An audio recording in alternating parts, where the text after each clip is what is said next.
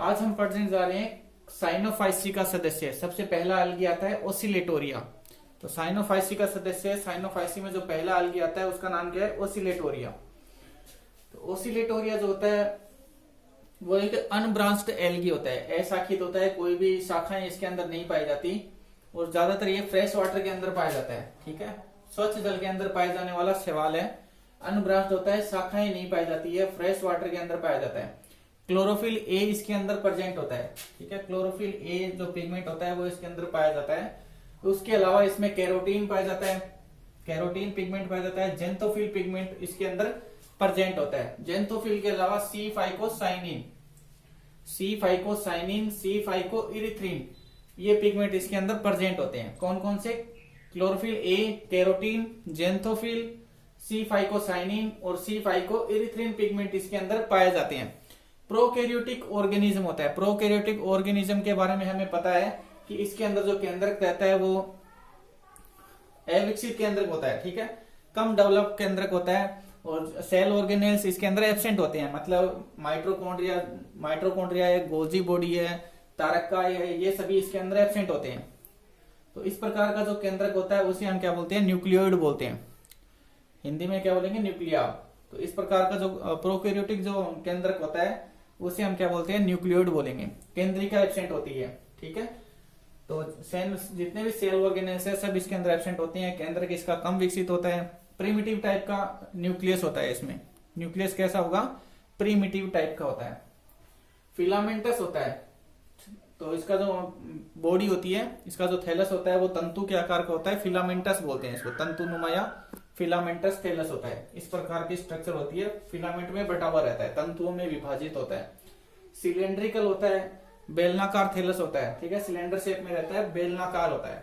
और false branching पाई जाती है। फॉल्स ब्रांचिंग होने का मतलब क्या होता है कि ये जो ओसिलेटोरिया जब ग्रुप में प्रेजेंट होते हैं, ओसिलेटोरिया जब ये ग्रुप के अंदर प्रेजेंट होते हैं तो ऐसा लगता है कि इनके अंदर ब्रांचेस निकली हुई है। ठीक है, बहुत सारे ओसिलेटोरिया जब एक जगह इकट्ठे हो जाते हैं इस तरह से तो ऐसा दिखाई देता है कि इनके अंदर ब्रांचेज दिखाई देती है, ब्रांचिंग सिस्टम जैसा ये दिखाई देता है। लेकिन वास्तव में ये अनब्रांच्ड होता है, अशाखित होता है। ठीक है, लेकिन जब ये ग्रुप में प्रेजेंट होते हैं तो ये ब्रांच दिखाई देते हैं, शाखित लगते हैं। तो आभास होता है, ये हमें सिर्फ फील होता है कि ब्रांचेज है, लेकिन ब्रांचेज होती नहीं है। तो इस प्रकार की जो ब्रांचेज होती है उन्हें हम क्या बोलेंगे? फॉल्स ब्रांचिंग बोलते हैं, फॉल्स ब्रांचिंग। ठीक है, तो इसके बाद में आता है ओकरेंस। कहां कहां पे ये पाए जाते हैं? प्राप्त कहां पे होते हैं? प्राप्ति स्थल बोलते हैं इसको। तो ज्यादातर तो ये फ्रेश वाटर के अंदर पाए जाते हैं, स्वच्छ जल के अंदर पाए जाते हैं। उसके अलावा ये मेराइन वाटर के अंदर, जो समुद्री जल होता है, मेराइन वाटर होता है, उसके अंदर भी पाए जाते हैं। तो मेराइन वाटर में इसकी कुछ स्पीशीज प्रेजेंट होती हैं, जैसे ओसिलेटोरिया लिमोसा। ओसिलेटोरिया लिमोसा ये समुद्र के अंदर पाया जाने वाला एल्गी है। उसके अलावा ओसिलेटोरिया ब्रेविस, ये मेराइन वाटर में पाया जाता है। ओसिलेटोरिया सेलाइना, ओसिलेटोरिया सेलाइना, ये सब मेराइन वाटर में पाई जाने वाली स्पीशीज है। उसके अलावा कुछ जातियां इसकी हॉट वाटर के अंदर पाई जाती है। जो गर्म पानी के झरने होते हैं वहां पर भी कुछ स्पीशीज इसकी पाई जाती है, जैसे ओसिलेटोरिया टेरेब्रिफॉर्मिस। ओसिलेटोरिया टेरेब्रिफॉर्मिस ये हॉट वाटर के अंदर, गर्म पानी के झरनों के अंदर पाई जाती है, ओसिलेटोरिया टेरेब्रिफॉर्मिस। उसके बाद में मॉइस्चर सॉइल के अंदर कुछ जो होते हैं वो गीली मिट्टी के अंदर पाई जाने वाली एल्गी होती है। कुछ ओसिलेटोरिया गीली मिट्टी के अंदर पाए जाते हैं, जैसे ओसिलेटोरिया टेन्यूस, ओसिलेटोरिया टेन्यूस। और ये कहाँ पाई जाती है? चावल के खेतों में। और कुछ इसकी स्पीशीज जो होती है वो चावल के खेतों में पाई जाती है। और चावल के खेतों में ये क्या काम करती है? नाइट्रोजन फिक्सेशन का काम करती है, नाइट्रोजन का स्थिरीकरण करती है। ठीक है, तो इसकी कुछ स्पीशीज चावल के खेतों में भी पाई जाती है और वो नाइट्रोजन फिक्सेशन का काम करती है, नाइट्रोजन के स्थिरीकरण का काम करती है। इसके बाद में आता है ओसिलेटोरिया की प्लांट बॉडी। कि ओसिलेटोरिया जो है, जो प्लांट है, उसका थैलस कैसा होता है? तो इसका जो थैलस होता है उसके चारों तरफ म्यूसिलेज का कवर पाया जाता है। जैसे मान लो इस प्रकार का थैलस होता है इसका, तो इसके चारों तरफ म्यूसिलेज का कवर बना हुआ रहता है। ठीक है, चारों तरफ म्यूसिलेज का कवर पाया जाता है। All cells are arranged in a row, ऊपर वाली सेल को छोड़कर सिर्फ जो इसकी एपिकल सेल्स होती है वो बाकी सेल से अलग होती है, और सब बाकी सारी सेल्स जो होती हैं वो एक पंक्ति के रूप में, एक कतार के रूप में अरेंज रहती है। ठीक है, इसकी जो सारी की सारी सेल्स हैं वो एक कतार के रूप में या पंक्ति के रूप में अरेंज रहती है। एपिकल सेल जो रहती है वो बाकी सेल से अलग होती है। ऊपर वाली जो कोशिका है उसको छोड़कर बाकी सेल से एक जैसी होती है, सिर्फ ऊपर वाली सेल जो होती है वो बाकी सेल से अलग होती है। ठीक है, ऊपर वाली सेल जो रहती है उसका अलग अलग शेप और साइज रहता है, अलग अलग स्ट्रक्चर के अंदर मिलती है। जैसे किसी में कर्व मिलती है, कुछ स्पीशीज होती है उनके अंदर एक कर्व के टाइप में रहती है, मुड़ी भी रहती है। कुछ स्पीशीज होती है उनके अंदर पॉइंटेड, इस तरह से तीखी रहती है, पॉइंट के रूप में रहती है। कुछ स्पीशीज जिसकी कुंडलित होती है, जिसे हेलिकल बोलते हैं, इस तरह से कुंडलित स्ट्रक्चर में देखने को मिलेगी। कुछ जो होती है वो कैपिटेट टाइप में पाई जाती है। कैपिटेट का मतलब क्या होता है, मुंडक बोलते हैं इसको हिंदी में। जैसे सूरजमुखी का फ्लोर होता है तो उस फ्लोर के टाइप में मुंडक टाइप में भी देखने को मिलती है, इस तरह से। ठीक है, इस तरह से इसे हम क्या बोलते हैं, कैपिटेट या मुंडक बोलते हैं। तो एपिकल सेल को छोड़कर बाकी जो कोशिकाएं हैं वो शेप और साइज में एक जैसी होती है, सिर्फ एपिकल सेल जो होती है वो अलग होती है। तो प्लांट बॉडी कैसी हो गई, म्यूसिलेजिनस का कवर पाया जाता है। प्लांट पूरे जो प्लांट रहता है प्लांट के बाहर की तरफ में म्यूसिलेजिनस का कवर भरा हुआ रहता है, श्लेष्मा का कवर पाया जाता है। सारी की सारी सेल्स जो रहती हैं वो एक कतार के अंदर एक पंक्ति के रूप में व्यवस्थित होती हैं। एपिकल सेल को छोड़कर सिर्फ एक ही ऊपर वाली जो कोशिका होती है उसको छोड़कर बाकी जो सेल्स रहती हैं वो एक जैसी होती है। ठीक है, ऊपर वाली कोशिका का स्ट्रक्चर और जो शेप होता है वो अलग अलग होता है। किसी में ये कर्व टाइप में रहती है, किसी में पॉइंटेड रहती है, किसी में हेलिकल टाइप में रहती है, हेलिकल का मतलब कुंडलित, और किसी में कैपिटेट टाइप में रहती है, मुंडक जैसे सनफ्लावर होता है उस टाइप में पाई जाती है। इसके बाद में आता है इसका सेल स्ट्रक्चर। कोशिका की संरचना जो होती है वो किस प्रकार की होती है। तो इसकी जो सेल्स रहती हैं वो लंबाई में थोड़ी कम होती है और चौड़ाई में ज्यादा होती है। ठीक है, सेल्स जो रहती हैं वो सेल्स लंबाई में कम रहती है लेकिन उनकी जो चौड़ाई होती है वो थोड़ी ज्यादा होती है। हमने बताया एपिकल सेल को छोड़कर बाकी जो कोशिकाएं होती है उनकी शेप और साइज एक जैसी होती है। ठीक है, सिर्फ ऊपर वाली कोशिका को छोड़ दें तो नीचे वाली जितनी भी सेल्स हैं उनकी शेप और साइज एक जैसी होती है। फिलामेंटस होता है, तंतु के रूप में ये डिवाइड रहता है। थैलस इसका फिलामेंटस होता है, तंतुनुमा होता है। और सेल वॉल जो होती है वो 3 लेयर की बनी हुई रहती है। ठीक है, बाहर की जो सेल वॉल है उसमें हमने बोला कि म्यूसिलेज का कवर पाया जाता है, और जो सेल वॉल होती है वो 3 लेयर से बनी हुई रहती है, आउटर लेयर, मिडल लेयर और इनर लेयर। ठीक है, सबसे बाहर, फिर मध्य की परत और सबसे अंदर की लेयर। तो आउटर लेयर जो रहती है वो पेक्टोज की बनी हुई रहती है। आउटर लेयर इसके अंदर पेक्टोज की बनी हुई पाई जाती है। जो मिडल लेयर होती है वो थोड़ी मोटी होती है, 160 एंगस्ट्रॉम तक मोटी पाई जाती है।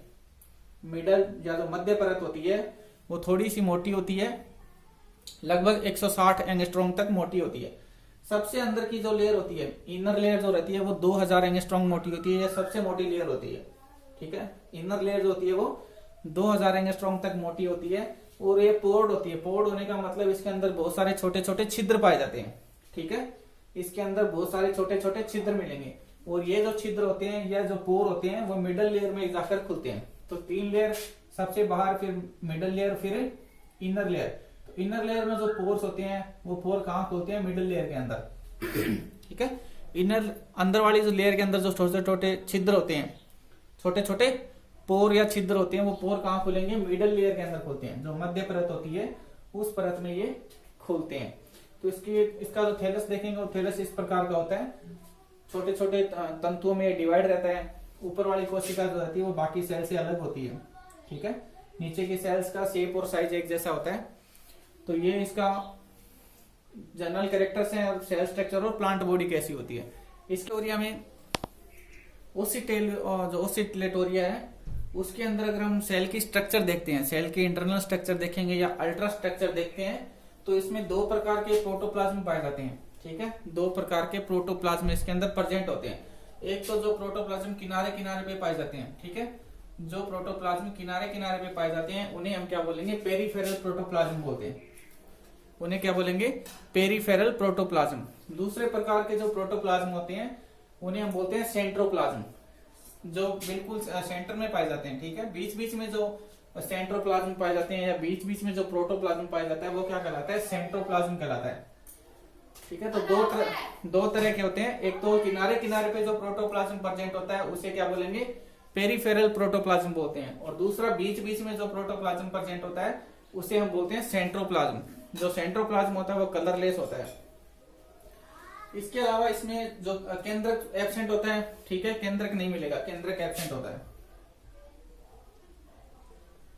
न्यूक्लियस एब्सेंट, केंद्रक इसके अंदर एब्सेंट होता है। इसके अलावा सेल ऑर्गेनेल्स जो होते हैं, जैसे गोल्जी बॉडी होती है, माइटोकॉन्ड्रिया होते हैं, तारक होता है, ये सभी इसके अंदर एब्सेंट होते हैं।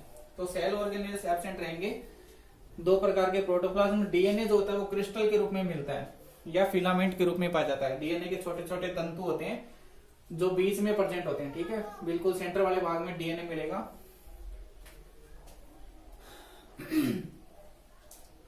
फिलामेंटस टाइप में होता है, क्रिस्टल फॉर्म के अंदर होता है। रिजर्व फूड के अंदर संचित भोजन जो रहता है उसके अंदर इसमें ऑयल ड्रॉप्स की कुछ तेल की बूंदे पाई जाती है। उसके अलावा साइनोफिशियन स्टार्च होता है, साइनोफिशियन स्टार्च प्रेजेंट होता है, और साइनोफिशियन प्रोटीन पाई जाती है। तो ये संचित भोजन के रूप में पाए जाते हैं। उसके अलावा अल्फा और बीटा ग्रेन्यूल्स पाए जाते हैं, अल्फा और बीटा ग्रेन्यूल्स। अल्फा का मतलब क्या होता है, इसके साथ प्रोटीन और पॉलीसेकेराइड जुड़े हुए रहते हैं, ठीक है, अल्फा के साथ में प्रोटीन और पॉलीसेकेराइड जुड़े रहते हैं, और जो बीटा कण होते हैं उनके साथ में लिपिड जुड़ा हुआ रहता है। राइबोसोम 70 टाइप के प्रेजेंट होते हैं, और न्यूक्लियस इसके अंदर एब्सेंट होता है। तो ये इसकी एक सेल स्ट्रक्चर होती है, कोशिका की अल्ट्रा स्ट्रक्चर या परासंरचना बोलते हैं इसको। स्टार्च क्या होते हैं, स्टार्च जो रहते हैं वो ग्लाइकोप्रोटीन या ग्लूकोजन होता है, उसके छोटे छोटे इनसोल्यूबल कण होते हैं, छोटे छोटे इनसोल्यूबल अघुलनशील ग्रेन्यूल्स होते हैं, कण होते हैं। ग्लाइकोजन या ग्लाइकोप्रोटीन के छोटे छोटे इनसोल्यूबल पार्टिकल्स होते हैं जिन्हें हम स्टार्च बोलते हैं। तो ये इसकी अल्ट्रा स्ट्रक्चर हो गई। इसके बाद में आता है ऑसिलेटोरिया के अंदर मूवमेंट या गतियां कैसे होती है। तो 3 प्रकार की मूवमेंट ऑसिलेटोरिया करता है। सबसे पहली जो मूवमेंट होती है उसे बोलते हैं ऑसिलेटिंग या ऑसिलेशन, ठीक है, ऑसिलेटिंग या ऑसिलेशन मतलब क्या होगा, दोलन गति। जैसे घड़ी का पेंडुलम होता है उस तरह से ये दोलन गति करता है। जो ऑसिलेटोरिया होता है उसका ऊपर का भाग जो होता है वो एक बार लेफ्ट घूमता है और एक बार राइट में जाता है। तो घड़ी का जो पेंडुलम होता है उस हिसाब से ये घड़ी की जो पुरानी घड़ियां आती है घंटे वाली सुई, तो उस हिसाब से गति करता है, एक बार इधर जाएगा एक बार इधर जाएगा। इस प्रकार की जो मूवमेंट होती है उसे हम क्या बोलते हैं, दोलन गति या ऑसिलेटिंग बोलते हैं, ऑसिलेशन, ऑसिलेटिंग, दोलन गति, ठीक है। इसी मूवमेंट के आधार पे इसका नाम क्या रखा हुआ है, ऑसिलेटोरिया, ठीक है, दोलन गति करता है ये, तो इसी के आधार पे इसका नाम ऑसिलेटोरिया रखा हुआ है। दूसरा होता है ग्लाइडिंग या विसर्पी गति। तो ऑसिलेटोरिया जो होता है वो जल के अंदर पाया जाने वाला एल्गी होता है। तो ये क्या करता है, जल की जो सरफेस होती है उसमें एक बार तो ऊपर की ओर गति करेगा और एक बार जाएगा नीचे की ओर, ठीक है, एक बार ऊपर जाएगा एक बार नीचे आता है। तो इस प्रकार की जो मूवमेंट होती है उससे हम क्या बोलते हैं, ग्लाइडिंग बोलते हैं। इस प्रकार की मूवमेंट को क्या बोलेंगे, ग्लाइडिंग या विसर्पी गति। थर्ड आती है रिवोल्यूशन या घूर्णन गति।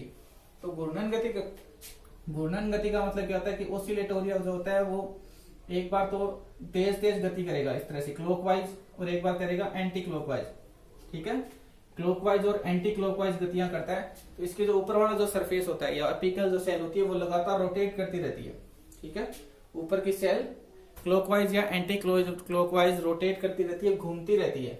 नीचे वाली सेल्स फिक्स रहती है, ऊपर वाली जो सेल्स होती है वो रोटेट करती है, घूर्णन गति करती है। इस प्रकार की जो गति होती है उसे हम क्या बोलते हैं, रिवोल्यूशन या घूर्णन गति बोलते हैं। ऑसिलेटोरिया के अंदर रिप्रोडक्शन जो होता है वो वेजिटेटिव रिप्रोडक्शन होता है, ठीक है, कायिक जनन इसके अंदर पाया जाता है। और कायिक जनन की 2 विधियां होती है, 2 तरीके से इसके अंदर वेजिटेटिव रिप्रोडक्शन होता है। एक तो होता है फ्रेगमेंटेशन के द्वारा जिसे हम विखंडन बोलते हैं, और दूसरा होता है हार्मोगोनिया के द्वारा। अब विखंडन का मतलब क्या होता है कि इसका जो थैलस होता है, ऑसिलेटोरिया है जो जल के अंदर, फ्रेश वाटर के अंदर या मेराइन वाटर के अंदर पाई जाने वाली स्पीशीज है।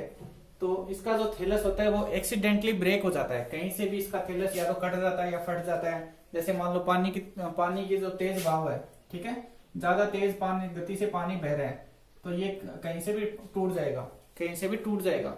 या कोई जानवर है, कोई भी एनिमल है, वो इसको कहीं से भी तोड़ देता है, 2 टुकड़ों में इसको डिवाइड कर देता है, तोड़ देता है।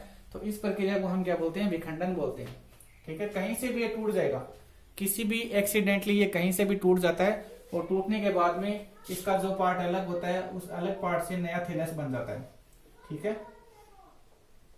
कहीं से भी ये टूट जाएगा, टूटने के बाद में इसका जो पार्ट अलग होगा वो पार्ट अलग होकर एक नया थैलस बना लेता है, नया फिलामेंट बना लेता है, पूरा का पूरा प्लांट बॉडी बन जाती है। तो इस प्रकार का जो रिप्रोडक्शन होता है उसी हम क्या बोलते हैं, फ्रेगमेंटेशन या विखंडन बोलते हैं। विखंडन में प्लांट बॉडी कहीं से भी टूट जाएगी, या तो पानी के तेज बहाव से टूट जाती है या फिर किसी एनिमल के द्वारा तोड़ दी जाती है, तो एक्सीडेंटली ये ब्रेक हो जाती है और फिर उस टूटे हुए भाग से नया थैलस बन जाता है। तो उसे हम क्या बोलेंगे, फ्रेगमेंटेशन या विखंडन बोलेंगे। दूसरा जो होता है वो हार्मोगोनिया के द्वारा होता है। हार्मोगोनिया के अंदर क्या होता है कि ओसिलेटोरिया का जो थैलस होता है उसमें बीच बीच की जो कोशिकाएं होती है, कहीं कहीं पे जो सेल्स होती है वो डेड हो जाती है। ठीक है, बीच बीच की जो सेल्स होती है वो डेड हो जाती है, मर जाती है। डेड होने के बाद में ये सेल्स जो रहती है यहाँ से म्यूसिलेज का सिक्रेशन शुरू हो जाता है। ठीक है, जहां पे ये डेड होती है वहां पे म्यूसिलेज का सिक्रेशन शुरू हो जाता है, श्लेष्मा का स्त्राव शुरू हो जाता है। अब ये जो भाग है यहाँ पे श्लेष्मा का स्त्राव शुरू हो जाता है। श्लेष्मा का स्त्राव शुरू होने के बाद में ये पार्ट क्या करेगा, वाटर को अब्जॉर्ब करेगा। ठीक है, ये पार्ट है वाटर को अब्जॉर्ब करेगा, जल को अवशोषित करेगा, और जल को अवशोषित करने के बाद में ये जो पार्ट होता है ये फिलामेंट से अलग हो जाएगा। ठीक है, ये पार्ट फिलामेंट से अलग हो जाता है। अलग होने के बाद में जब ये अलग हो जाता है तब हम इसे क्या बोलते हैं, हार्मोगोनिया बोलते हैं। ठीक है, जब ये पार्ट टूटकर थैलस से अलग हो जाएगा तो इसे हम हार्मोगोनिया बोलेंगे। और प्रत्येक जो हार्मोगोनिया होता है वो एक नया थैलस बना लेता है। प्रत्येक हार्मोगोनिया नया थैलस बना लेता है। इसमें जो सेल्स डेड हो जाती हैं, ठीक है, जो सेल्स डेड हो जाती हैं वो श्लेष्मा का सिक्रेशन करती है। श्लेष्मा का सिक्रेशन करने के बाद में ये पार्ट जल को अवशोषित करेगा, वाटर अब्जॉर्ब करेगा, और वाटर अब्जॉर्ब करने के बाद में ये टूटकर इस थैलस से अलग हो जाता है। ठीक है, टूट कर ये इस थैलस से अलग हो जाएगा। तो जो फिलामेंट या जो पार्ट टूटकर अलग होता है उसे हम क्या बोलते हैं, हार्मोगोनिया बोलते हैं। जो भाग टूटकर अलग हो जाता है उसे क्या बोलेंगे, हार्मोगोनिया। और प्रत्येक जो हार्मोगोनिया होता है वो एक नया थैलस बना लेता है, नया पूरा का पूरा फिलामेंट बना लेता है। ठीक है, डेड सेल जो रहती है वो फिलामेंट को दो पार्ट में डिवाइड कर देती है, ऊपर का भाग हो गया और ये नीचे का भाग। जो डेड सेल्स होती हैं वो पूरा का पूरा जो थैलस या फिलामेंट जो रहता है उसको दो पार्ट्स के अंदर तोड़ देती है। तो इस प्रकार का जो रिप्रोडक्शन होता है उसी हम क्या बोलते हैं, हार्मोगोनिया बोलते हैं। ठीक है, तो यहाँ पे ये डेड सेल्स भी बोल सकते हो इसको, या सेपरेशन डिस्क भी बोलते हैं इसको, सेपरेशन डिस्क। मतलब दो अलग अलग भागों में डिवाइड करने वाली। सेपरेट का मतलब क्या होता है, अलग अलग करना। तो इसको सेपरेशन डिस्क भी बोल सकते हैं, या इसको यहाँ पे डेड सेल भी बोल सकते हैं।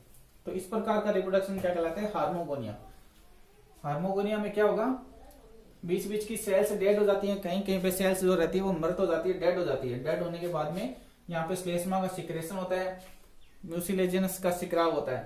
ठीक है, और श्लेष्मा ये अवशोषित करने के बाद, श्लेष्मा का जब सिक्रेशन हो जाता है तो ये क्या करती है, जल को अवशोषित करेगी, वाटर अब्जॉर्ब करती है।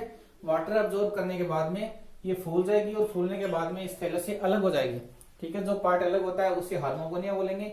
और प्रत्येक हार्मोगोनिया एक नया थैलस बना लेता है, नई प्लांट बॉडी बना लेगा। तो इस प्रकार से दो तरीके का रिप्रोडक्शन इसमें होता है, एक फ्रेगमेंटेशन और एक हार्मोगोनिया। सेक्सुअल रिप्रोडक्शन इसके अंदर एब्सेंट होता है। सेक्सुअल रिप्रोडक्शन इसके अंदर नहीं पाया जाता, लैंगिक जनन नहीं होता है। तो लाइफ साइकिल के अंदर अल्टरनेशन ऑफ जनरेशन भी एब्सेंट होता है। ठीक है, पीडी एकांतरण इसके अंदर नहीं पाया जाता, अल्टरनेशन ऑफ जनरेशन एब्सेंट होता है। तो ये तो था हमारा ओसिलेटोरिया फर्स्ट एल्गी साइनोफाइसी के अंदर आता है। वीडियो अगर पसंद आए तो लाइक, शेयर और सब्सक्राइब जरूर करें। Thank you.